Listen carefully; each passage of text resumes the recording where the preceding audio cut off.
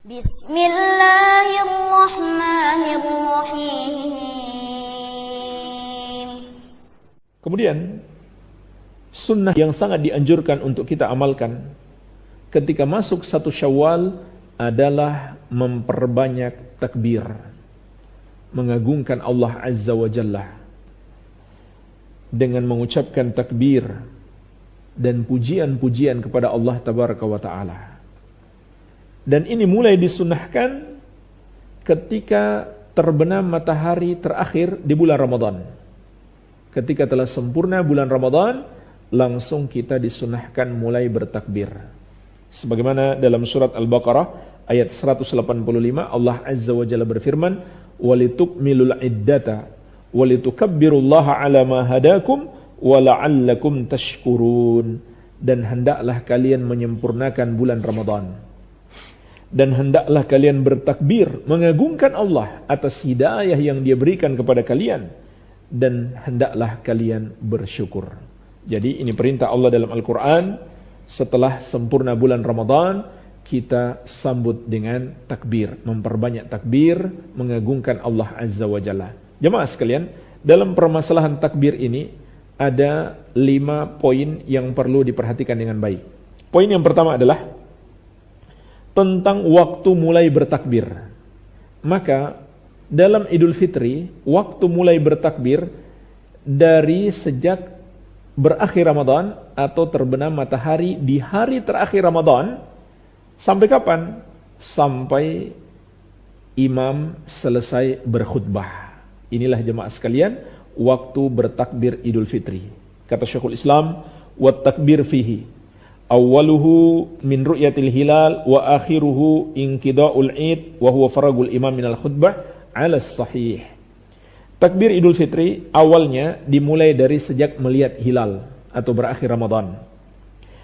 Dan akhirnya adalah sampai selesai Id, yaitu selesainya imam dari khutbah Idul Fitri menurut pendapat yang paling kuat kata beliau berdasarkan dalil-dalil yang ada. Baik, ini tentang waktu takbir Idul Fitri. Adapun Idul Adha, waktunya lebih panjang. Dimulai dari tanggal 1 Zulhijjah sampai tanggal 13 Zulhijjah. Dimulai dari maghrib, waktu maghrib tanggal 1 Zulhijjah sampai waktu maghrib juga tanggal 13 Zulhijjah. Baik, ini tentang waktu bertakbir. Kemudian yang kedua, untuk takbir Idul Adha ada 2 macam. Dan untuk takbir Idul Fitri hanya 1 macam atau 1 bentuk. Untuk takbir Idul Adha ada takbir mutlak dan takbir muqayyad. Sedangkan untuk takbir Idul Fitri hanya takbir mutlak saja. Takbir mutlak itu artinya takbir yang bersifat umum, tidak terikat dengan waktu. Dalam hal ini adalah waktu sholat 5 waktu yang wajib. Sedangkan takbir muqayyad adalah takbir yang terikat dengan sholat wajib. Maksudnya, setiap habis sholat wajib kita dianjurkan bertakbir.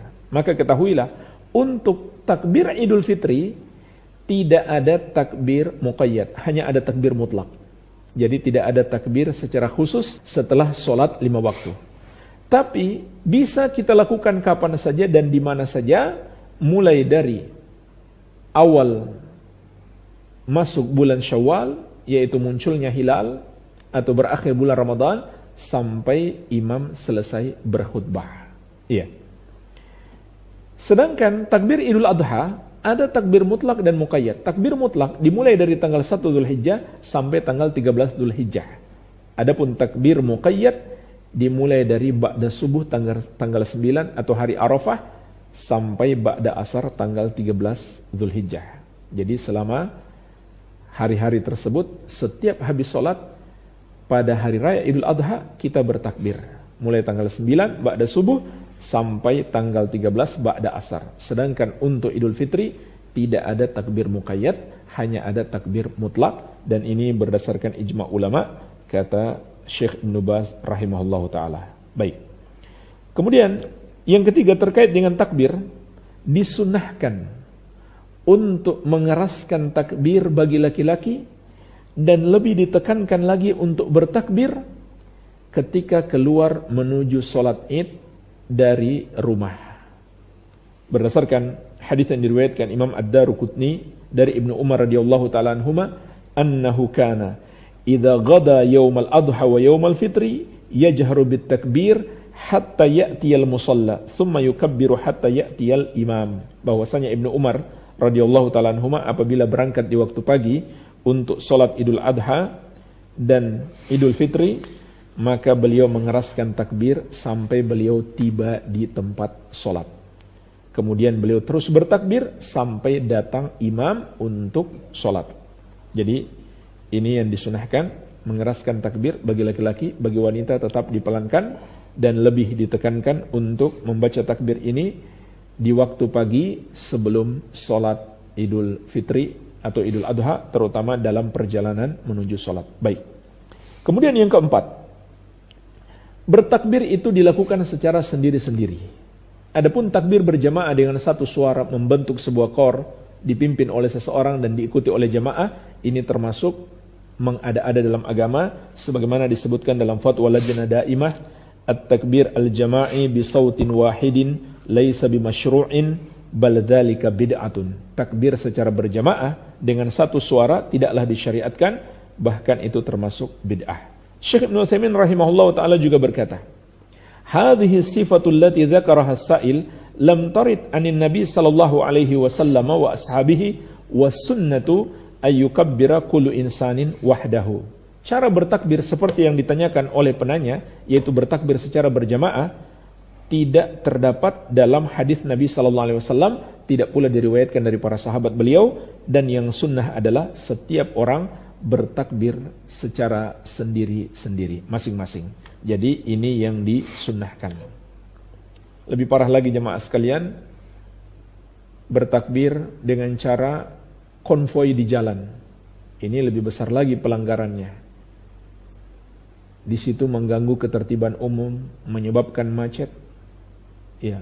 Dan yang paling parah adalah bertakbir dengan lantunan alat-alat musik atau diiringi dengan alat-alat musik.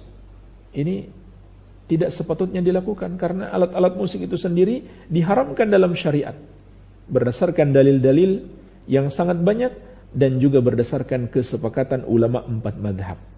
Ya, jemaah sekalian, itu sangat sedikit permasalahan yang disepakati ulama 4 madhab. Lebih banyak mereka beda pendapat.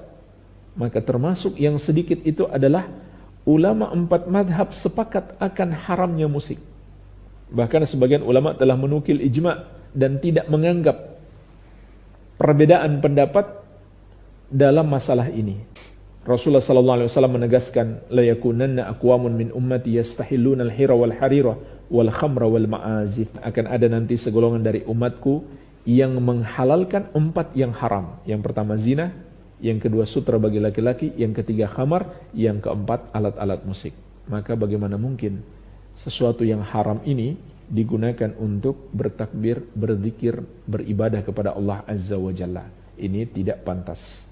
Ya, ditambah lagi kemungkaran-kemungkaran yang lain dalam acara-acara takbiran tersebut, seperti terjadi ikhtilat dan lain-lain. Hendaklah dihindari. Baik. Kemudian yang kelima, bagaimana dengan lafaz takbirnya? Maka jemaah sekalian, ada beberapa riwayat dari para sahabat Nabi sallallahu alaihi wasallam. Di antaranya diriwayatkan oleh Ibnu Abi Syaibah dalam musannaf beliau, takbir Ibnu Mas'ud radhiyallahu anhu. Allahu akbar, Allahu akbar. La ilaha illallah wallahu akbar, Allahu akbar walillahil hamd. Allahu akbar, Allahu akbar. La ilaha illallah wallahu akbar, Allahu akbar walillahil hamd. Juga diriwayatkan dari Ibnu Abbas radhiyallahu taala anhuma dengan lafaz Allahu akbar, Allahu akbar, Allahu akbar walillahil hamd. Allahu akbar wa ajal, Allahu akbar ala ma hadana. Ini juga sahih, diriwayatkan oleh Al-Baihaqi. Dan juga disebutkan dengan syarat yang sahih dari Salman Al-Farisi radhiyallahu anhu dengan lafaz Allahu akbar, Allahu akbar, Allahu akbar kabiran. Ini yang paling singkat. Allahu akbar, Allahu akbar, Allahu akbar kabiran. Baik, jadi jemaah sekalian, ini diantara lafaz yang sahih yang diriwayatkan dari para sahabat Nabi Muhammad SAW. Adapun dari Nabi SAW sendiri tidak ada lafaz khusus, sehingga kata para ulama dalam perkara ini ada keluasan.